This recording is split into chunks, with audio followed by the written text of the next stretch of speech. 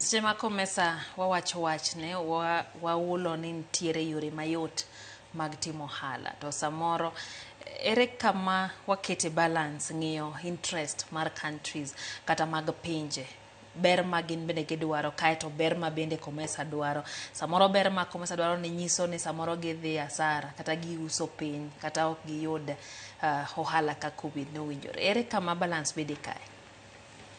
Every country piny duto ka import goods kabire pinygi ging'iyo pesa iluongo ni fiscal policy. Kuom ranyisi ino kata budget some Kenya to giwacho ni wabo raise excise duty, customs duty.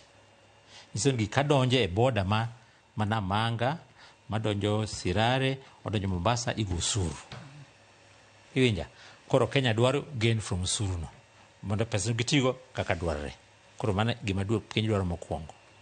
Mar ariyo gitemo ni bende e kwanwa wegi watim conditions mabeyo makonyowa kata export flowers kata lewnigo to other countries mondo yudo more money.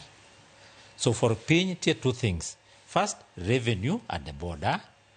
Two, getting foreign exchange makonyo achulo gope waduto. So it's important for Kenya to make sure watimo hala madware e region. To region giba komesa duto common market in Eastern Africa en uketo market en common ko market achiel maduong'. Koro iye ka jomok jiuse iye ka. To gig ka cross borders Lydia ok en Kenya shilling en foreign currency. Nikech ka uso mo Tanzania ayudo Kenya ayudo foreign currency e ka bedo converted e dollar e Kenya shilling. Ka flowers kata lewni wauso gi loka. The America uso chulo in dollars.